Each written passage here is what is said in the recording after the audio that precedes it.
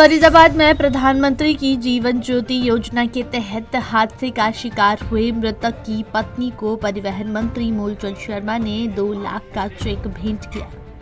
इस मौके पर कैबिनेट मंत्री मूलचंद शर्मा ने कहा कि प्रधानमंत्री की कल्याणकारी योजनाओं का लाभ गरीबों को बिना किसी दिक्कत के सीधा मिल रहा है, जिसके लिए वे प्रधानमंत्री के आभारी हैं।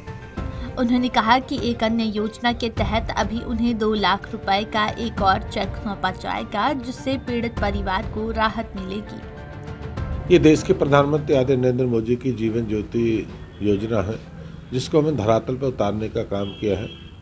तो अभी कुछ दिन पहले इनके पति जो मजदूर थे, मजदूरी काम करते थे, मजदूरी के साथ साथ वो एक्सपायर हो गए थे और उनको जो प्रधानमंत्री की जीवन ज्योति है उस स्कीम में उसके तहत 2 लाख रुपए सरकार ने मदद करी है और उसको मैं देश के प्रधानमंत्री आदरणीय नरेंद्र मोदी जी का धन्यवाद करता हूँ कि इस तरह की योजनाओं का गरीब व्यक्ति तक, आम व्यक्ति तक पहुँचाने का हम सब कार्यकर्ता उसमें काम करेंगे।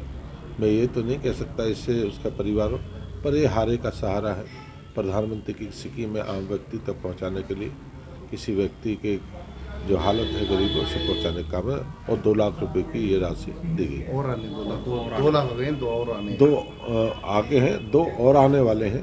तो 4 लाख रुपए इस स्कीम से 4 लाख रुपए। इस मौके पर अटल सेवा केंद्र की संचालिका रितु सिंगला ने बताया कि मृतक मजदूर का उन्होंने जनधन खाता खोला हुआ था, जिसमें उन्होंने कम कीमत पर उनके 2 इंश्योरेंस किए थे, लेकिन कुछ दिन बाद ही उसके मकान की छत गिरने के चलते मलबे में दबकर मौत हो गई। घटना के बाद मृतक की पत्नी उनके पास पहुंची थी, जिससे उन्होंने बताया कि उनके पति का अकाउंट जनधन योजना के तहत खुला हुआ है, जिसके चलते उन्हें जीवन ज्योति योजना व अन्य योजना के तहत इंश्योरेंस का लाभ मिला।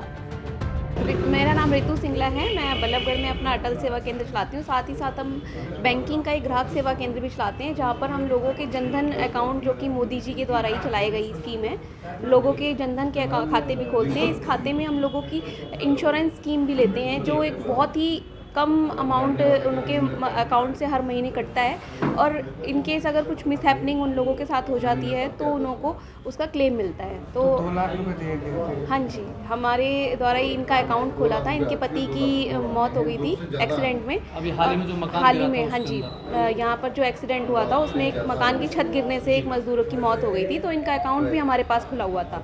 तो ये लेडीज़ हमारे पास आई, इन्हें पता भी नहीं था कि इनके पति को इतना क्लेम मिलने वाला है। तो नॉर्मली हमने इनसे बैंक की कॉपी मंगवाई और देखा कि उसमें हमने इंश्योरेंस किया हुआ था। कितना और क्लेम आने वाला? अभी इनके हमने 2 इंश्योरेंस किए हुए थे, जीवन ज्योति बीमा और जीवन सुरक्षा बीमा योजना।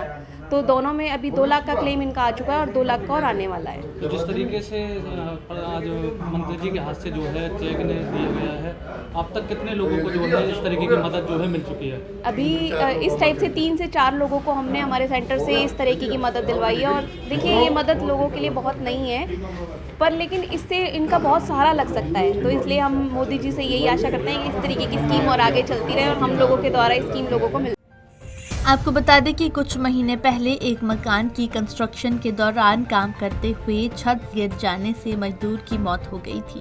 वहीं अटल केंद्र पर उसका जनधन खाता खुला हुआ था और जीवन ज्योति योजना और जीवन सुरक्षा योजना के तहत उसका बीमा किया गया था। ऐसे में प्रधानमंत्री की ये योजनाएं गरीब लोगों को सीधा सीधा लाभ दिला रही है।